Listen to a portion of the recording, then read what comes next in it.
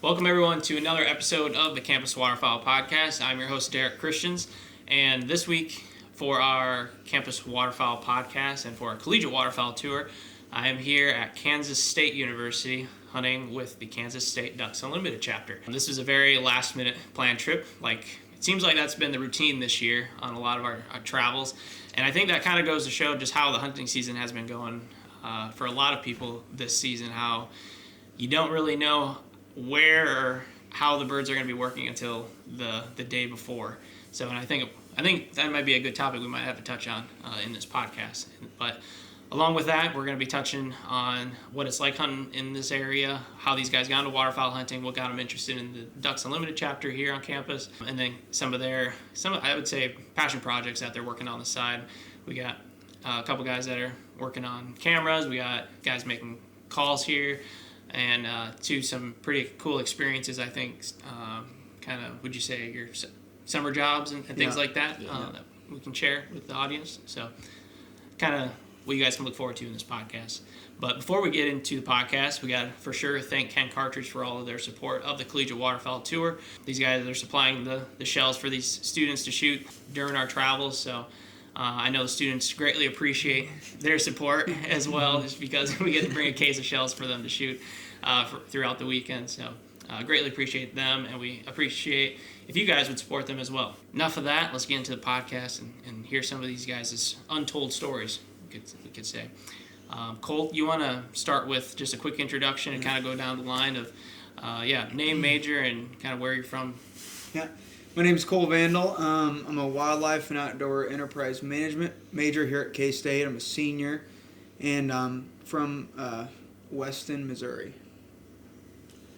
I'm Josh Flynn. I'm an agricultural communications student. I'll be a senior once I wrap up this semester, and I'm from Overland Park, Kansas. I'm Brett Halstead. I'm a senior in wildlife outdoor enterprise management, and I'm from Manhattan, Kansas, so we're at home here. My name is Camden Flaming. I'm a senior studying finance, and I'm from Wichita, Kansas. Perfect. And first question I always like to ask right out of the gate is, how'd you guys all meet? Why are we all sitting here today? I think it's different for all of us.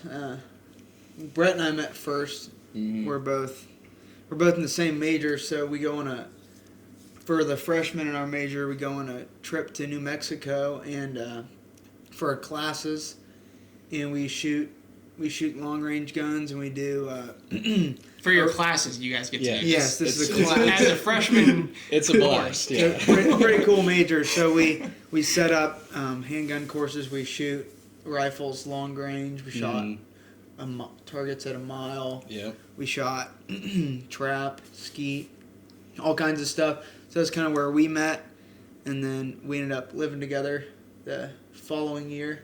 Sophomore year. Yeah. Yeah, and then Josh and I actually got connected to our bass fishing team. I was like our freshman year, we were fishing against each other. That's how I know him, too. Yeah, and I ended up buying a duck boat, and it was like after a meeting, like my motor was broke down or what it was, but Josh and I spent like an hour working on it. So that's kind of how Josh and I got connected. And I met Brett through tournament fishing, through high school fishing. My senior year, I beat him in the team trail. And then, my freshman year here, I boated for him at state, and then it's just kind of been, and beat everyone in that tournament. And, it's kind of, these three were all from fishing, and then I met Cole through Brett and Camden through hunting. So. And then through, your guys' meeting, like as you guys were meeting one another, did you guys kind of quickly catch up on like waterfowl hunting? Like you knew one another were waterfowl hunting and all? Or? Yeah, I wasn't on the fishing team, so I was a little bit different. But I knew of Camden, I knew of Josh, just through like social media and Instagram and mutual friends. I knew they're waterfowl hunters, and we kind of just instantly clicked. I think COVID really helped. When we had when classes got pushed online, from COVID, we had so much more free time. We could hunt like every morning of the week during COVID. Yeah. And so during that, we spent so much time together hunting. Yeah, way too much hunting. Hunting, for being in scouting. school. Yeah. A lot of windshield time. Zoom calls in the blind. Yeah, that was pretty constant. Yeah. So I'd imagine, do you guys have your own story, kind of what got you into waterfowl hunting then, or how'd you guys get into waterfowl hunting? Well, I started in high school. One of my good buddies, he duck hunted, and like he didn't have many buddies to hunt with, and we were good friends, and he got me and a few friends into hunting, and kind of went from there. Then just took off and got really into it, and then we got into college. All of us were kind of in the same boat and loved to hunt, and I think we just went crazy from there. Yeah, we did. 4 years ago, as of yesterday, was the first time I went duck hunting. I saw that on the Snapchat memory yesterday. I tournament fished for 9 years really seriously, and then kind of got out of it, picked up duck hunting kind of here and there, and for my first 2 seasons, it was kind of like I'd quit fishing tournaments in November and start duck hunting, and I grew up deer hunting and turkey hunting, but didn't pick up waterfowl because it was really expensive. Mm-hmm. But then, sold everything, tournament fishing, called it quits, and I don't go half-assed in anything. It's like 100%, 110% in anything, so as they all know. I mean, every bit of my if it's hunting stuff and I want to sell it, I go into fishing. If it's fishing stuff, I sell it all and go back into hunting. It's just it just swaps around. The money swaps around. It doesn't ever go into anything else. But and picked it up, and it's an addiction. I mean, once you get started, you're not going to stop. Yeah, I'd say I started just because of my dad. I mean, I think I shot my first deer at like 6 years old, and ever since then it took off. I mean, that's basically the only reason. It's probably my dad. He never got into waterfowl hunting, but me and my brother really got into it, and ever since then, I mean, I was skipping days in high school to go sit in the marsh and stuff. So, I mean, I don't know. I guess it's probably all thanks to my dad that I'm into it, but I've been doing it for quite a while now, so. Yeah, I have a similar story to Brett. You know, my dad growing up, he was an awesome role model. Like, I was pretty blessed. He used to raise bird dogs, upland bird dogs. Mm-hmm. And so he would travel doing field trials. And when our upland bird numbers kind of started dwindling here in Kansas, we decided to take up waterfowl, you know, so I wasn't a little kid get burnt out on hunting. And, you know, I think it was like 10, 12 years ago we started, and it's been 3 hunts a week ever since. So I think that's funny, just hearing the stories of how people get into waterfowl hunting. It's kind of sometimes, a lot of the times, it's just they stumble upon it, or their dad got them at least into the deer hunting side of things, but then it's like someone in the family or a friend takes them out for bird hunting, for waterfowl for the first time. It's like the day of, they're kind of like right away hooked on Only it. Takes one time to get hooked on it, really. I mean, but what would you say is, what about it makes it so different than some of the other things of how it hooks you that quick?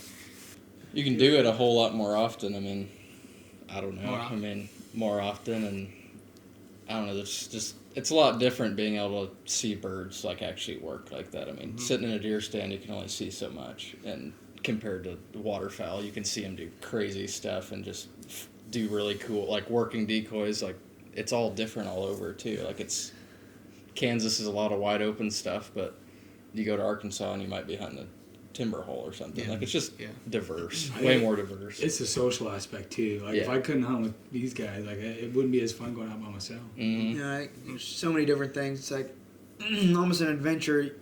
We'll hunt up to 20 plus different places a year. It's like I don't go and sit in the same tree every time I go hunting. Go hunt a pond, hunt a river, hunt a small creek or a field or something. It's just different every time. It's just super interesting. I think for me it was coming from a tournament fishing world and a pretty diverse tournament fishing world, I guess. It's kind of like, I mean, when you're pre-fishing for a tournament, you're scanning over ledges, you're spending time at the graph, and you're watching brush piles, you're looking at ledges, you're looking at rock points, you're looking at you're patterning these fish to figure them out. And to me, that was the same kind of thing. It's like a puzzle. And all you're doing is unlocking the puzzle. And in the tournament, you make adjustments on the fly to catch more fish. I mean, say if you get a bit on a certain bait and you start thinking, the fish are pushed further out of the brush or whatever. It's the same thing with duck hunting. I mean, your windshield time is the same thing as sitting there idling by brush piles. You're checking ponds, you're checking fields, you're checking everything, and it's all based on the conditions. So it was kind of just, I mean, it all translated, but not in the same way. I mean, it's not it's very similar, but it's very different. So if you're addicted to tournament fishing like I was, and then you switch over to duck hunting, it's the same thing, but it's always a puzzle, and it's constantly changing, and every day the conditions change, and you have to adjust for it. I mean, whether you get bit on a bait or you're changing decoys, you're changing something up. If they want calling, if they don't want calling, if it comes down to a presentation with a bait. I mean, it's the same thing. Never made that comparison. That's a good. I like that. And I think that's kind of the addiction, is because once you unlock the puzzle one time, everything changes. Everything changes, and then and I mean you can't go. I mean, there's rarely do you go to the same place in 2 days. I mean, it's you're constantly fishing a different lake. You're constantly hunting a different place. And I think that was kind of the addiction for me, was that I could do it in a non-competitive aspect. Tournament fishing got too expensive because of a competition and a stress. With hunting, it's not that way, but it's the same way at the same time. I think it's crazy too. The anticipation of hunting season is kind of half of it. Yeah.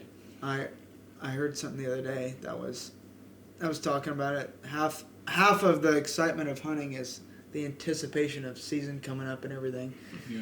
And I think it's crazy that the birds aren't there during the summer months and everything, and you're just waiting for them to come. And I think it's just something about wild birds that were up in Canada a few months ago, or Camden, who shot a teal band at Cheyenne Bottoms, and it was banded 2 days. 2 days before in North Dakota. It made the trip all the way to central Kansas in 2 days. Wow. It's just and the band it looked like it was straight out of the biologist's box. It was brand new. It's just crazy. They're truly wild animals. Do you remember who banded that? No, I could find it. So this is side conversation, but we're doing like a research tour during the spring and during the off season, and I got to band teal with Brett Leach. He was putting transmitters on teal, but then Paul Link, he's I can't remember his position, but he's down in Louisiana, but he's banded numbers of blue-winged teal. It was a blue-winged teal, and it would have been like the second week of September. Yeah. It'd have been like a Wednesday. But it's crazy small world. But no, we can talk about that after. But let's talk about kind of what you guys are typically hunting here in Kansas a little bit. What's your this year or a normal year? Well, just your standard hunt. Like, what are you guys typically hunting for habitat, and kind of what does a typical hunt look like in Kansas? Everything. It could be anything. It could be a pond. It could be a field. It could be a public marsh. It could be a big lake. Watershed. It could be a ditch with sheet water in it. Could be river, creek. It's crazy. I mean, when people think of Kansas, they think of flat plains. Well, kind of here in Manhattan, it's not that. It's hilly, Flint Hills. you have so many There's cattle options. ponds. There's there's a lot of different things There's you can hunt. ponds that look shallow as could be, but they drop off. They're deep. And like you walk off the rocks and you're at the bottom. Some run ponds around are tomorrow. some ponds are Well, yeah, like we're hunting tomorrow. But It's so diverse. I don't know. It That's depends on the what's part so of the fun state. about it. Yeah. I think also here in the Midwest, I mean, even back home, it's just never know what you're gonna hunt. I mean, when you're scouting, you're not looking for one specific thing most of the time. Yeah. If you're driving around, You're not looking for a marsh. if you're driving around through a bunch of private ground, you're looking for birds going into fields, birds going into ponds. Hello. Just you keep just your so eyes on the many- sky. Yeah, Yeah. you're just looking for birds at that point. You and just- seeing where they're going. I mean, it's just you never know where they're coming from and what they're doing and stuff either. I mean, it's kind of crazy, but like you'll have birds that stay on the lake all year. You'll have birds that stick to ponds all year. It's kind of just everything. But And what would you say your standard, I guess, like you're getting a variety of puddle ducks here, like divers as well. We talked a little bit during dinner and stuff with the divers, but you guys are kind of getting a pretty broad array of ducks coming through the area. Yeah, I mean, early season, a lot Gadwall and of Gadwall, widgeon. And pintails this year was really weird. Yeah. The first week of season, we had a Yeah. lot of pintails around. We'll get mostly Gadwall, widgeon, teal. So, and then late season, mostly mallards, pintail, few teal around. Some canvasback redheads. Yeah, Yeah. some divers here and there. Then bunch of golden eyes. yeah, Plenty of mergansers. And then, Plenty of and then obviously geese too. But. If you're crazy enough to go shoot divers, you can have a hell of a lot of fun. Because there's a lot of divers on the lake. Yeah. And we talked about it. We were super excited. I mean, I bought a bunch of old decoys to paint for divers this year. And we just haven't gotten the big old diver push yet. No. Well, with the cold front next week, you probably will. Oh, it's We coming. can throw them out on the ice. Yeah, you guys expecting what? Sub-zero? Sub-zero? Yeah. -4 for 2 nights in a row. Yeah. Yes. That's not normal for Kansas, would you say? Well, Not this time of year. usually Not later in the recently. year. Okay. Later in the year, we'll get a cold snap like that, but not before Christmas ever. I remember it being. And does your guys' duck season, does that end like mid-January, or does it? Run till the 31st, I believe. There's a When's difference this year. when split? It's, last weekend of January. Is it Oh, 31st? it will run through January, Yeah. depending on zones. Like yeah, I there's a imagine. split after Yeah, the Christmas. split kind of extends it. Do you guys have zones too in Kansas? Yeah, some of the zones are quite a bit different Yeah. than ours. Yeah. Yeah. But Yeah, I didn't know that ran all the way through the end of January. And then our goose season's through like mid-February. Really? Yeah. Yeah. And that's when our goose. That's That's when when it the goose gets- hunting gets the best. Yeah. yeah. It's That's February. when season feels long. Yeah. We're like, That's- From September to February. That's about the time you start getting Yeah, run you guys down. are at. Well, at You that get real point, you're back tired. in classes too. Yeah, and yeah. trying to. Yeah. Yeah. Or fishing. Yeah. Actually, yeah. We've way too early at tournaments. Yeah. Thanks, K-State. So, yeah, you guys stay busy throughout. Yeah, Yeah. especially during Christmas break, it sounds like, and then start of the season, spring semester. Mm-hmm. I kind of mentioned, we're going to talk about what this season's been looking like, how it has been this season so far. I think across the country, it's been dry. What have you guys been seeing here, and how have the birds been behaving? definitely dry. Yeah. Yeah. We're the wettest out of the state here. And this area? it's still, you'll roll by ponds that should have water and you can see the mud. Yeah. Like in the middle of the pond, you'll see a little hump and you'll see the mud. And the food's out of the water. I mean, we have a ton of food. We have a ton of food everywhere. It's just dry. I mean, our big reservoir here is looking amazing. It's just the water's receded a half mile down the lake. I mean, we over the summer when we saw the growth happening and all the SmallRig popping up and barnyard grass and stuff like that popping up on the reservoir, we were like, oh my God, this is gonna be an amazing year. And then we bought a whole bunch of Invisimans and we were looking forward to it. And then we had water for teal season, and we started getting some rains, and then the rain shut off, and then we had one rain in late October, early November, and that's the last rain we've had since just the other day this week, when we yeah. got a half-inch, 10-inch rain. I mean, it's been sad. I mean, we had a good growing period. I mean, we had enough rain this summer that the ground stayed moist. I mean, crops were pretty good this year, but I mean, yields were great up north of us. But no, not enough water to fill ponds and keep lakes up. We've had a good season though. We made it work and definitely shot our fair share of birds. Yeah, so for far. the hand we were dealt, we're doing pretty good. Yeah. But it took a lot of A skill. lot of pond hunting. I mean, Yeah. basically exclusively. besides a couple public land hunts that we've ended up doing all right on. Yeah. But I was gonna ask, what have you done this year to kind of make it work, and then what have you done differently this year versus like previous seasons? well, this reservoir here, one season it could be 10 feet low. The next 30 foot high. season it could be 20 feet high. and Were everything's we underwater. 43 feet high 2 years Freshman ago? year. Yeah. Freshman year.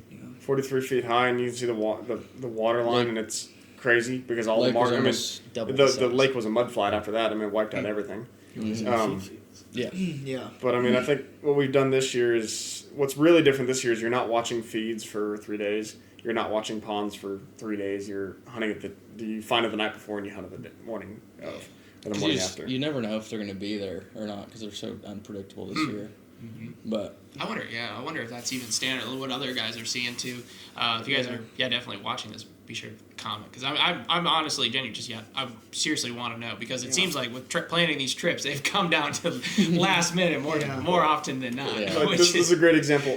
When you contacted us yesterday, we had no clue what we were doing this morning. I put 400 miles on my truck this morning. We were talking last night. I said, I don't know, we'll figure it out in the morning. Fully expecting to just find something. And Camden and I were out. Didn't see a bird in the sky. I Called Josh hoping he had something. He said, nothing here. And we're like, well, It's getting scary. My brother was hunting, had one flock come in, and that was it. And it was a pond that had 150 to 200 geese. Like He all was of in our every morning, birds, and all of our birds Yeah. seem to just disappear, go somewhere overnight. I don't know where they went. Granted, we did have 50-mile-an-hour wind gusts today, so Yeah. that Yeah. is not like it's hard to been pattern, just but not it's fair. when you Little hard. when you have what? They open up their wings. They're in Oklahoma. Yeah. Yeah. But birds ended up flying this evening. this evening and found Yeah. a few. So. Found everything in the last 2 hours before dark.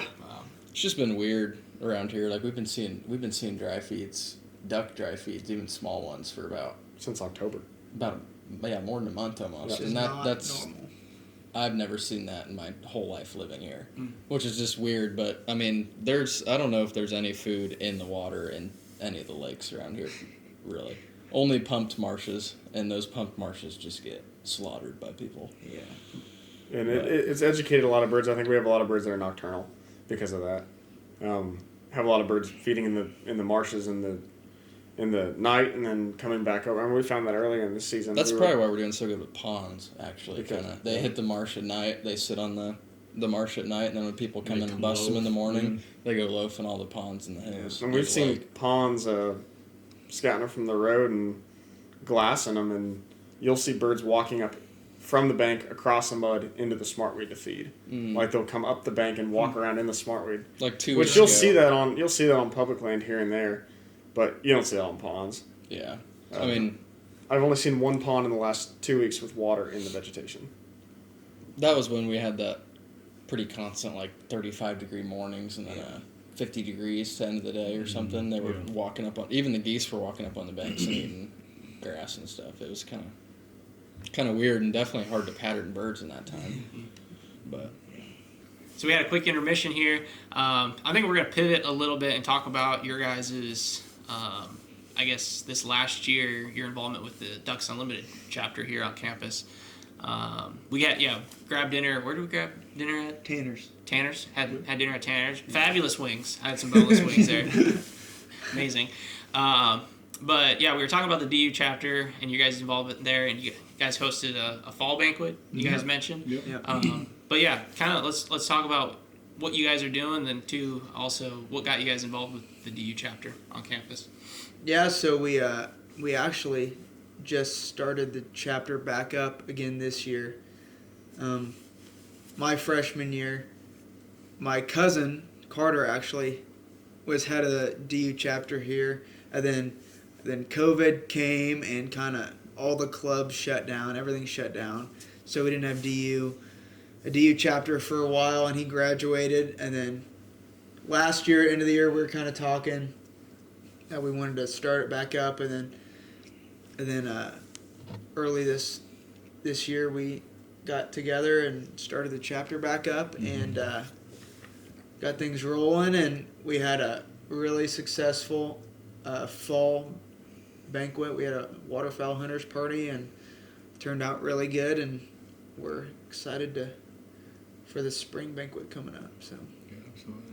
What was the the process of getting because I think a lot of campuses DU chapters, they did kind of slow down because of COVID, with a lot of the older students maybe graduating and not really having people to pass it on to the following year, and with COVID and all, maybe sometimes even 2 years without having someone to be in that place to keep the chapter going. So what was the process of getting the chapter going again? Who'd you reach out to and all? yeah, so it was kind of easier for us. Like I said, my cousin ran the chapter before, so I just reached out to him, and he got me in contact with our regional director, our Ducks Unlimited regional director, and we met with him, and he pretty much laid out a plan for us and steps, and it was super easy. It was a lot easier than we would have thought. Yeah. I mean, if it weren't for John, it would have been pretty difficult to start up, but It was definitely more structured than I was expecting. You know, our regional guy just kind of laid out the plan, and basically all we had to do was put in the time and execute it. yeah, it was super easy. And if there's anybody that wants to start, I mean, I already helped someone from University of Texas, I think it was. that reached out to me that wanted to start a chapter there, and I got them in contact with the right people. And I mean, I do the same for anybody else, but it's not as difficult as it seems, and it just takes a little bit of time and effort, and it definitely pays off. So. Just keeping at it. Yeah. It really just took us about a month of grinding. I mean, meeting every week and talking almost every other day, every day about what we wanted to see out of it, and really all you got to do is define your goals with it. I mean, what are you wanting to see with the people, like the attendance to the event, and then I mean you can't plan a whole year. You have to plan it event by event. But I think the biggest thing is we got a lot of people involved, and we have 60 people on our roster. In our chapter, which was huge. I mean, it was really successful. I mean, amazingly successful for just coming right back to it. I mean, I think the best thing we ever did, and this is great advice to anyone trying to start one. K-State does an activities fair the first week of college, and it's a time for the incoming freshmen to go and just see what kind of clubs and organizations they can be involved with. And so a couple of us set up a booth there, and where the freshmen could come up. I think we had pictures, and we had DU koozies we were passing out, and we had some duck mounts, and so it attracted a lot of people. And how many freshmen? Like 40 freshmen? 40 to 50. Yeah, maybe 50 freshmen signed up, and so that was awesome. Yeah, it was a great opportunity for us to reach out to the freshmen. Yeah.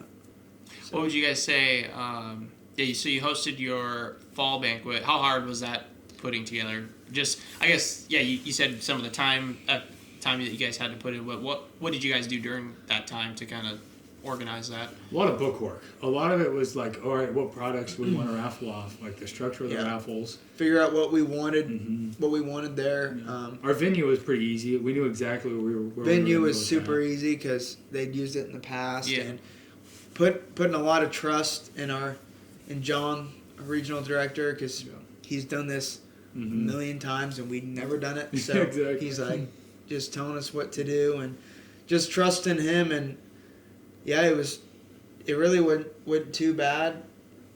Just calling companies, figuring out what deals we can get. And then I think the one thing, the biggest thing that helped us was the DU bookkeeping software that our regional director had.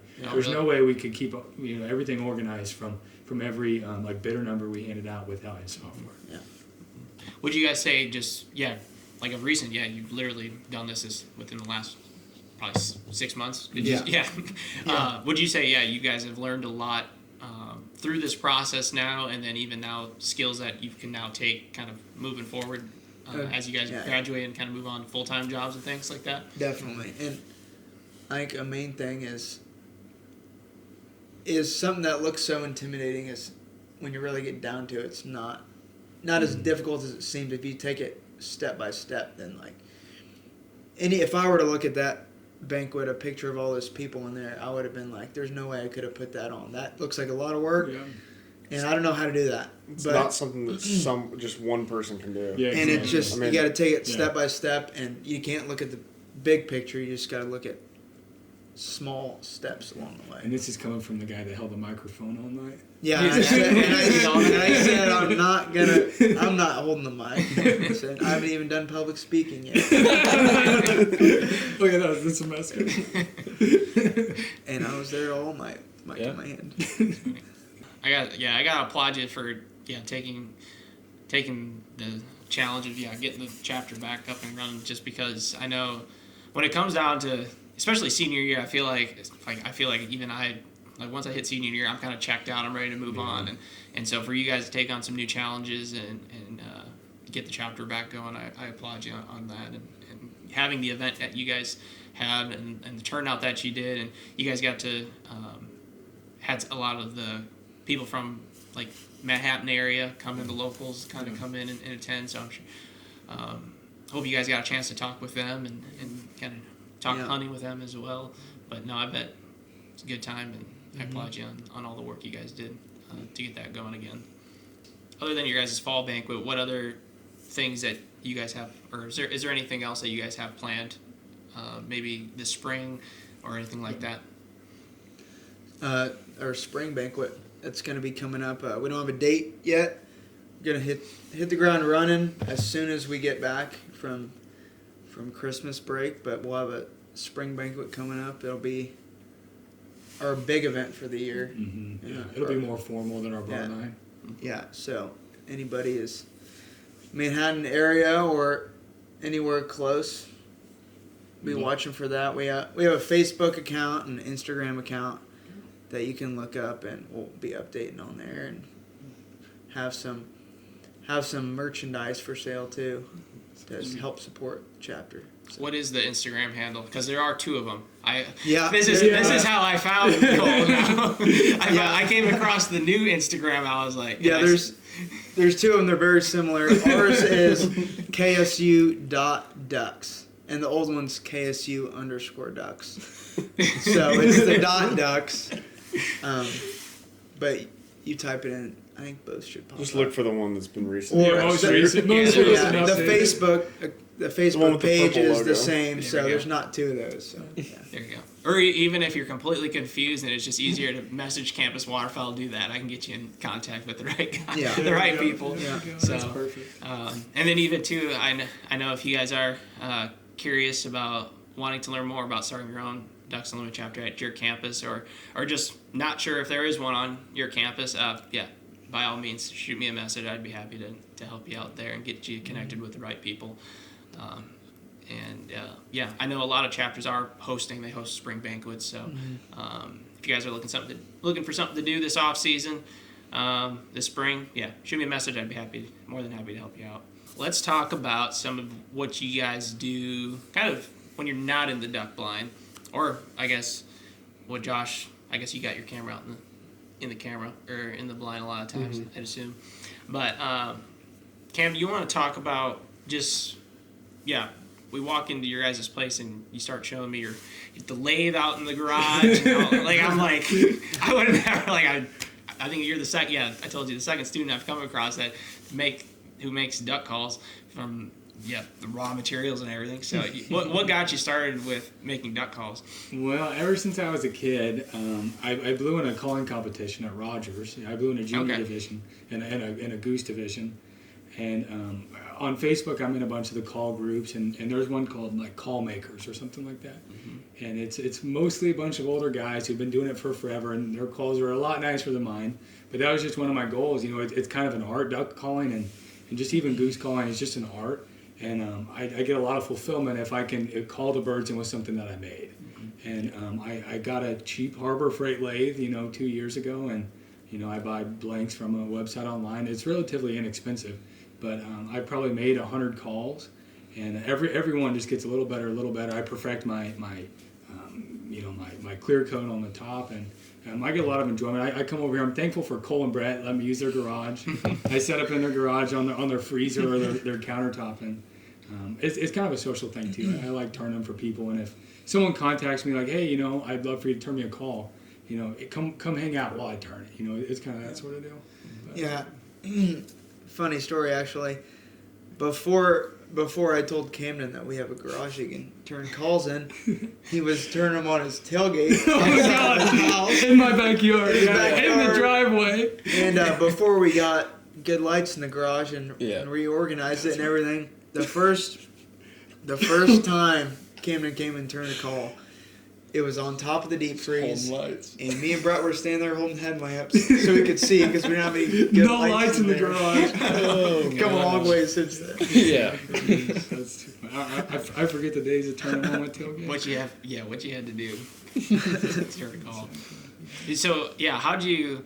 Was it just like a lot of YouTube videos that you would watch of what's out there, or mostly YouTube videos and a lot of trial and error. Okay. Did you grow up kind of woodworking and things like that, or were you not a lot other than high school equipment? Yeah, not a lot other than high school. In high school, my woods class, I think we turned a couple tops on the lathe. Okay. But that's about it. It's just mostly self-taught. Mostly self-taught. Yeah, no, you guys were as Cameron was showing me all of his stuff. You guys were hammering on the calls in here, and I'm sure the neighbors could hear it as well.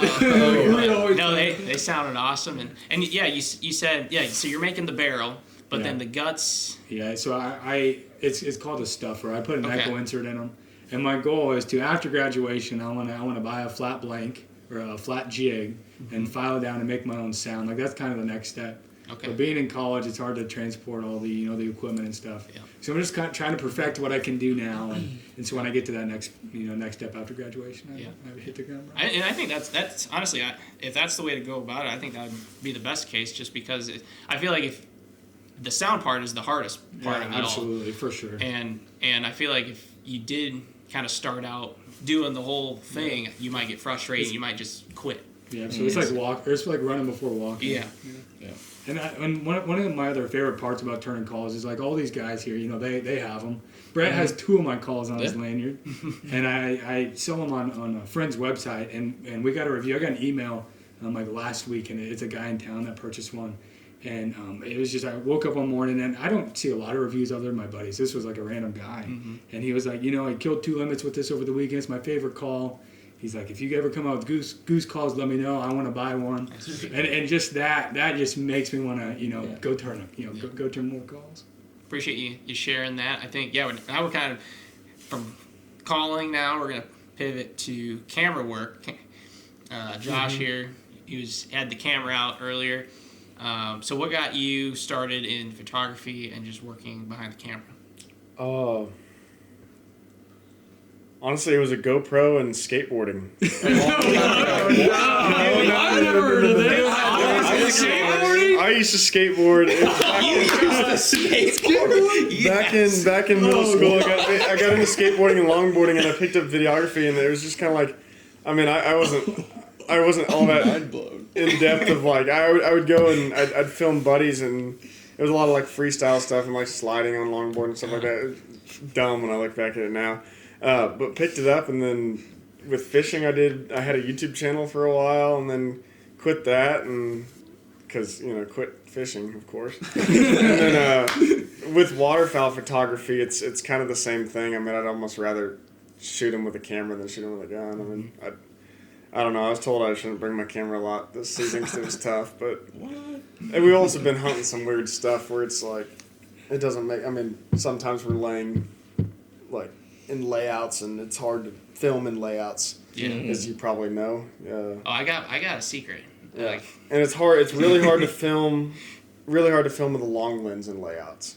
But a lot of the stuff is post season, and just random stuff. Scouting, like your video today. Yeah, and like I was just out filming snow geese before I showed up here. I just found a feed that was touching the road and filmed them there, so I get to go look over the footage up to that. But yeah, I've just always been into camera work, and that's really my major is a lot of social media work and a lot of digital content creation with ag communications. That's one aspect of it, and that's the route I'll go. With marketing and social media management within hunting or agriculture or whatever. So kind of all added into each other. But I like making videos and like taking pictures, but that's not all of it. I kind of do it as a hobby. I've never sold anything or made money doing it. Other than my last job, but yeah. What would you give? Well, first, what is your setup? And we won't go into like details, tips, tricks, all that types of it is there's a plethora of stuff you can go into. But for the ones out there that are familiar with camera equipment, for the sake of them listening, what is your setup that you're using now? If I'm shooting in the blind, it'll be I shoot with a Canon R6, and I shoot with EF glass because it's a lot cheaper than RF glass, and you can get them used and barely used and get them a lot cheaper than RF. So I shoot with an EF 70-200 f4. Is my main lens, and I have a 1.4 teleconverter that I shoot with sometimes depending on the light.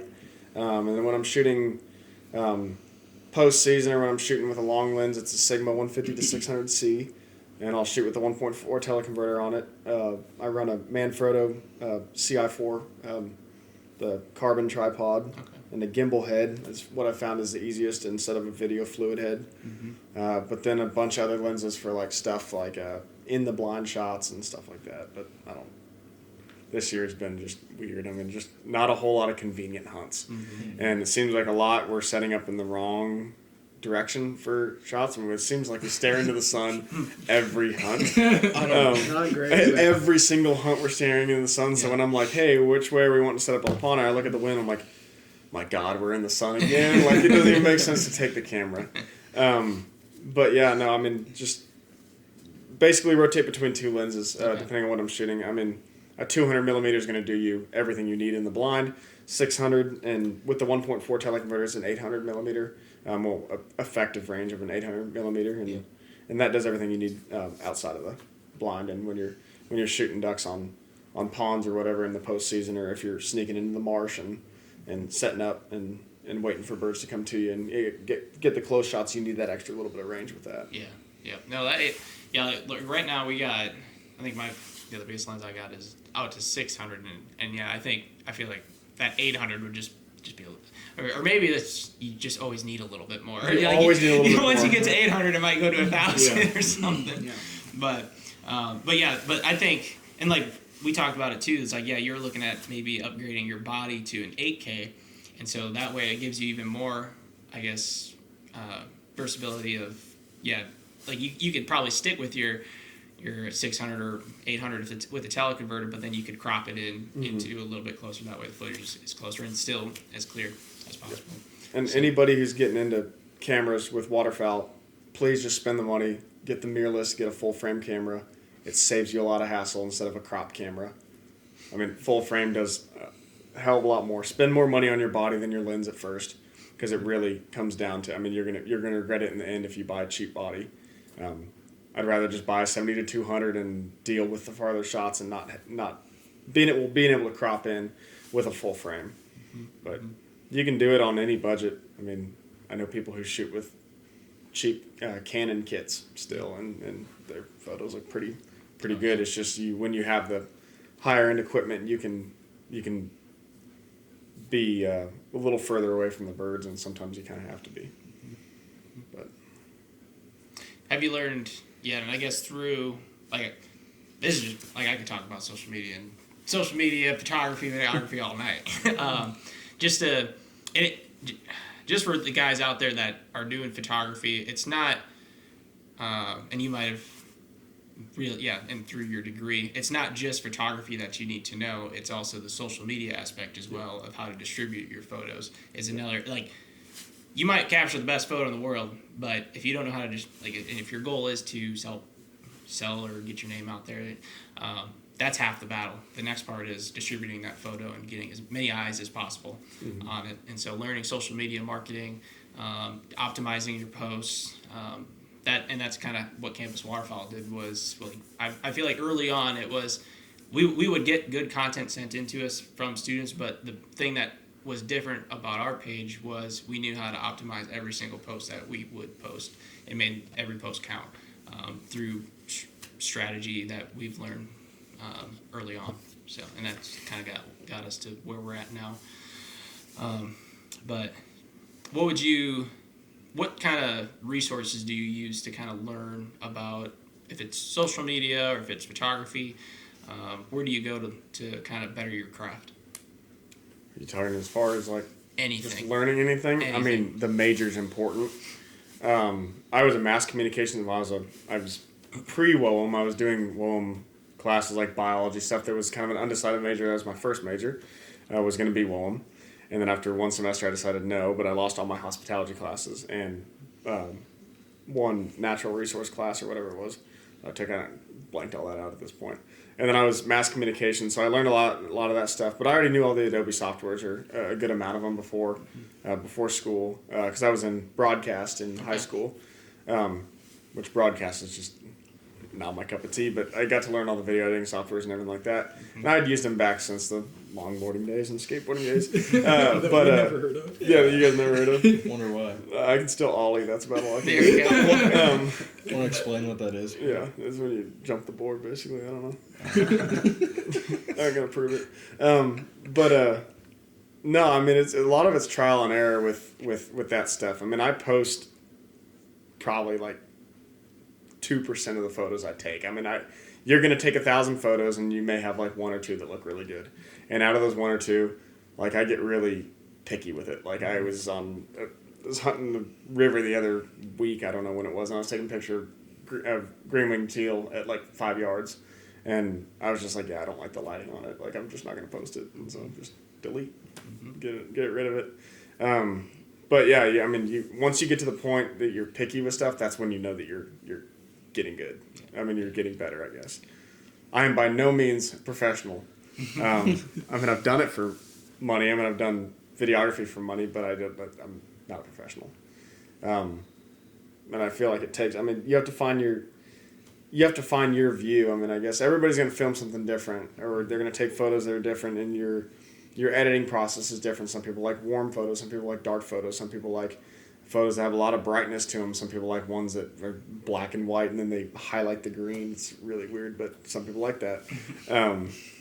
But I mean, yeah, you're going to find what you like and find what your view is and find what your viewpoint is and how you view a subject. But I mean, everybody's going to do things different. I still haven't found my view, to be honest. I mean, probably a little bit more warm photos and warm video, but still haven't found exactly what I want to do with a lot of my shots. But I don't know. It's a lot of trial and error, and like with social media, you just got to try it. You got to figure out what works. And it comes back to that puzzle. It's a puzzle you'll never figure out. It's ever changing. But when you start getting picky, and I mean, the worst thing you can do is post every photo you take, because not only is that number one annoying to your viewers, but if you're just posting everything, then you never narrow it down to what you want and what you want to see. And once you get to that point, then you'll know when you take that photo, you're like, okay, I can view this, or I can see this, and I can picture this in my mind of how I want it to be post-edit, and how I want it to be. And then, I mean, that's really the best way to do it. I mean, posting everything's not going to get you where you want, and being picky and criticize yourself a lot with photography. But Sweet. Yeah. All right. So we got duck calls. We got photography. Next, we got to talk some of your guys' experience with your guys' major. I think this was the first time I've heard of what is your major again? Wildlife and Outdoor Enterprise Management. All right. We're going to talk about that after our second intermission here. So with your guys' major, how would you describe it to someone that has never heard of this major before? So, the way I would describe it is it's pretty specialized, but it's a combination of biology, business, hospitality, and pretty much wildlife conservation. Yeah. It's made for people to. There's a lot of different pathways. You can go with it. You could go habitat management. You could start your own game bird farm, your own pheasant farm. You could start your own outfitter or a lodge. Doesn't have to be for hunting. It could be for fishing. It could be for basically hiking. it's like outdoor adventure. Yeah, like anything, the whole 9 yards of it. Like anything outdoor industry is pretty much what it's tailored to. Mm-hmm. Sweet. And you guys are seniors. Gone for 4 years. What was some of those like capstone classes? What were those called? Would you say? Or what are some more of the advanced level classes that you guys are taking? Well, I'd say advanced wildlife management. Yep, advanced wildlife teaches management. you a ton. That's actually that project I was working on earlier tonight. A lot of the, we call it WOAM. That's the abbreviation for it. Not a lot of people understand that. It's a long name. It. But, yeah. So we abbreviate it. But a lot of the WOAM specific classes, like advanced habitat management, I haven't taken game bird production management. Mm-hmm. There's a bunch of classes that are very specific, or like our shooting sports class where we go down to Flanoka world-class hunting lodge and go shoot trap and skeet for a weekend with everybody for class credit, which is a blast. But I would also say a lot of our biology classes are some of the hardest ones we have to take. Mm-hmm. And then we have to take a little bit of range management, which is pretty difficult, and we have to take kind of a difficult finance class, which Camden would probably say otherwise, but for us, it's, the intro to finance. Intro to finance. Yeah. You said it was difficult. But I did take a WOM class. I took a waterfowl habitat and conservation course, That was and that qualified as my science credit. So when my fellow finance students were taking, Chem 1 or biology, or I think one of them was physical science, I got to take waterfowl habitat and conservation, which was just a dream come true. Yeah. To be a finance major, having WOM buddies and getting to take a WOM class and actually count towards my science credit. It was perfect. Final exam, walk in, bunch of taxidermy Yep, ducks out there. yeah, ID'd ducks. Identify each one. I Yep. walked in and out of there in less than 10 minutes. nail now. Yeah, exactly. Yeah. That was my favorite test ever.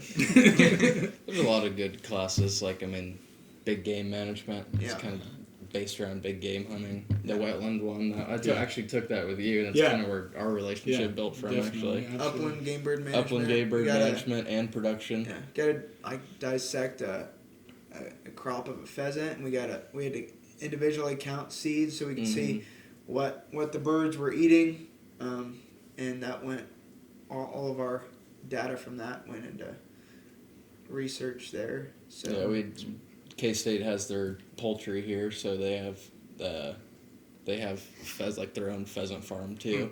So we were actually able to see a full pheasant operation too.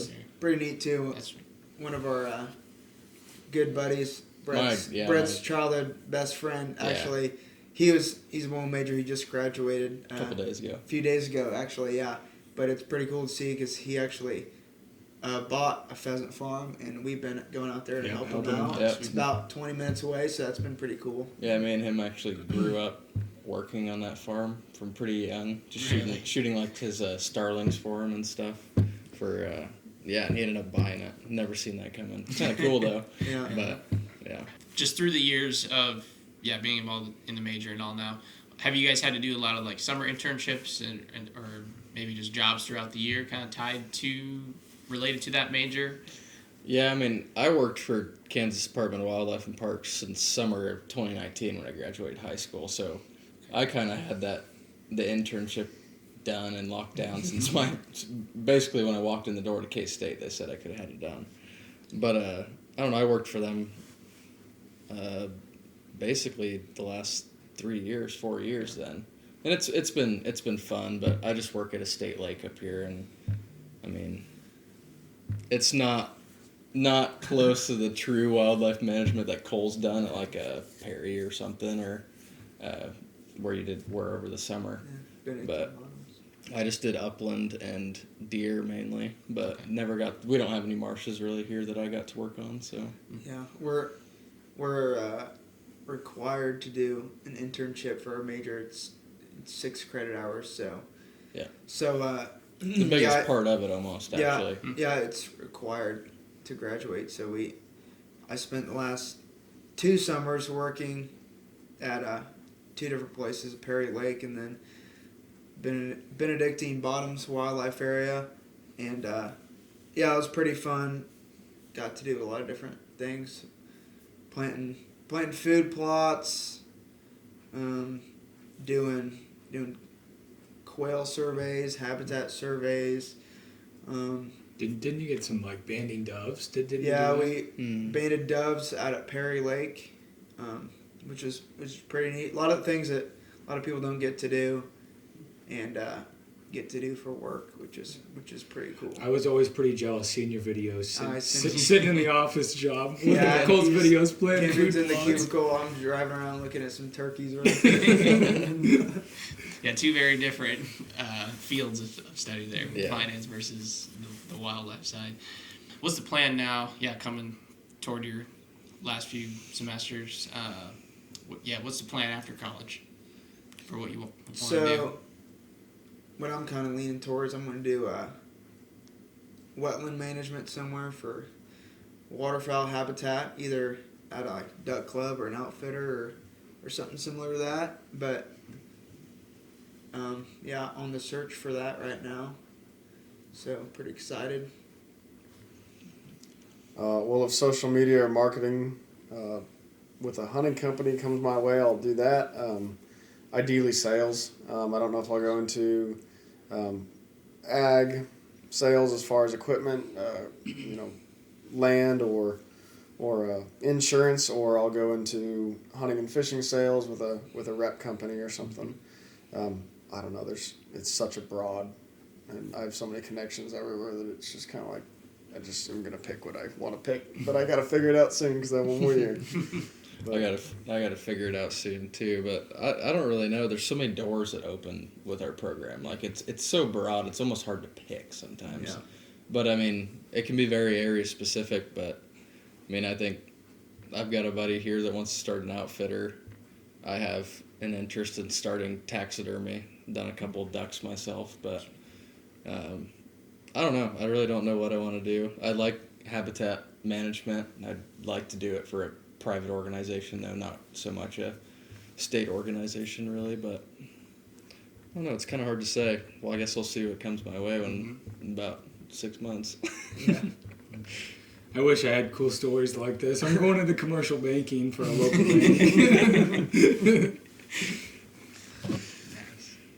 I was definitely in that same boat when I was graduating college, where did not have a clue in the world what I was doing. I think I got right out of college, just with my experience with Campus Waterfowl, I got an internship doing digital marketing at an ad agency, and then just did social media marketing. Just been there, done that. Yeah. Just quit that. Yeah, and then Agency work is no fun. I later went to a different ad agency and then decided to get my real estate license after that. But yeah, that was those first few years out of college, man. It's tough. So and you never really know what you're doing. But I'll tell you, I've told students in the past where there's some things just sometimes fall together. You have no idea how, what, where. You're just in the right place, right time sometimes, and things work out. So you just got to you just got to keep working hard, put yourself in the right position to have potentially an opportunity pop up, and it'll work out. So The story you told us about Campus Waterfowl and how you got involved with that dinner was pretty cool. Yeah. It's pretty impressive. you just got to keep working hard. And tell students this too, where if you see yourself somewhere doing something, if that's like your ideal job, you'll get there in time. It might not be your first job. It might be your second, third, fourth. But just in the back of your mind, you just got to stay true to what you want to do. And, you just got to do whatever you got to do to keep that dream alive, essentially. So, and, I was very thankful that, Campus Waterfowl worked out the way it did. So, but no, I think we're closing in on, I think we're a little over an hour at this point. I always end the podcast with asking the students, what is one piece of advice you would have for anyone out there, if it's maybe, or you can make it specific to maybe incoming freshmen or people that are in college, maybe in their second, third year or whatever, or even high schoolers, anything to do with hunting, life, going to college, anything like that. What piece of advice would you want to leave with them? I'd say connections are the biggest thing. I mean, meet everybody you can. Get involved in a club or something. We were lucky with our major that we had a trip right off the bat. We can meet everybody, but get involved in your chapter. I guarantee it. At your university, there's a club that you can find interest in.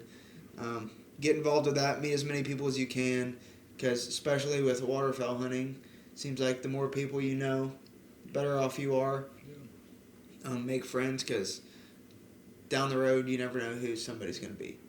And I think that's the main thing. You can learn a lot from your friends, and I think college is a great opportunity to meet fellow hunters. Cole's from Missouri, Josh is from Kansas City, I'm from Wichita. Brett's the only local. And so here our private access was originally just through Brett. Josh has done a great job finding private access. Yeah. And it's such a social sport that you just create a bond with your buddies and the as many people as you can meet, coming as a freshman, it's your best bet. Yeah, I'd say connections is by far your best thing to do. I mean, you get friends that you'll probably carry on for pretty good long part of your life, if not all your life. Yeah. And I mean, having hunts with people like that, I mean, it's the best memories you can make is with hunts with your best buddies too. But connections are by far important, not only for just the fun aspect of hunting and all that, but just, like Cole said, you never know what they're going to be doing down the line. I mean, it might actually be important to you in the future. So Yeah, and I almost say, I mean, classes are important, but your buddies and connections are almost just as important as what you learn in your classes, because I mean, you never know who your good buddy's going to be, and they could offer you a job someday down the road, and you'll be glad you went to that Ducks Unlimited meeting and got involved in the chapter and for sure. and met those people. Yeah. A D lasts for a semester, but a buddy lasts forever. But I agree with all that. We've talked about it a little bit as we're all seniors. We've talked about how like our hunting's going to have to slow down a little bit, once we get real jobs, and once we can't hunt all the time. But when you're in college, they say you have packed schedules, and you can pack your schedule if you want. You can take 21 credit hours, but I know most waterfowlers out there probably won't. But if you can hunt a lot, learn new things, try new things. If you're not sure, if you find a creek with some mallards on it, go hunt it. I mean, you might skunk out. I mean, whatever. You learned it. You hunted something different, and hunt as much as you can and as often as you can. With a balance, of course, if you choose to. But yeah, I mean, build as many connections as you can, hunt as much as you can, hunt as much different stuff as you can, because at some point you're going to have to slow down a little bit, because you're going to have to, have other commitments. And I think that's where we're all kind of winding down to, is that we can't go send it on a pond in the morning because I had 40 mallards on it or anything like that when we have real jobs. Yeah. But yeah, I think that's the biggest thing about college, for me at least, was just having so much free time to either fish tournaments or hunt whenever I wanted. It's going to change. Yeah, it's going to change. Yeah. So also, don't be afraid to mess up. If you're going to go hunt and you want to try something, or you don't know what you're doing, just go. If it didn't work, then don't do that next time. We've done that a lot. Yeah, it's a hunt. We didn't get here. Hunted the same field like 5 times last year. Didn't kill a bird. We didn't get the 6th time though. The sixth time though. 6 man in the 6th time. No one starts out and just. It's crazy, but has successful hunts from the get go. It's always rough at the beginning, but mistakes is what you learn from. I mean, you don't learn as much from success. Very true. Well, now can't thank you guys enough for letting me come out this weekend, come hunt with you guys, especially last minute. Look forward to the morning. I have no idea what I'm getting myself into, but I'm looking forward to it. So I trust you guys. Hopefully it's a good one. Yeah. But whether we get birds or not, I know we're going to have a good video for you guys in a couple days, so be on the lookout for that. But appreciate you guys tuning into the Campus Waterfowl podcast. Be sure to check out the Kansas State Ducks Unlimited chapter on Instagram and Facebook. And then I would assume, what's a good way for everyone to get in contact with you guys if they have questions? Probably Instagram for all of us. Okay. Instagram, yeah. Okay. Click on the picture from tomorrow. Yeah. We'll tag. I'll be tagging you guys throughout the Instagram posts that I make and all that stuff. So yeah, if you guys know how to use Instagram, you guys will be able to find these guys. So just look for their names and tags and stuff in the Campus Waterfowl content coming out. So, but other than that, that's gonna do it here for the Campus Waterfowl podcast. Again, thank you for listening, and we'll see you guys on the next one.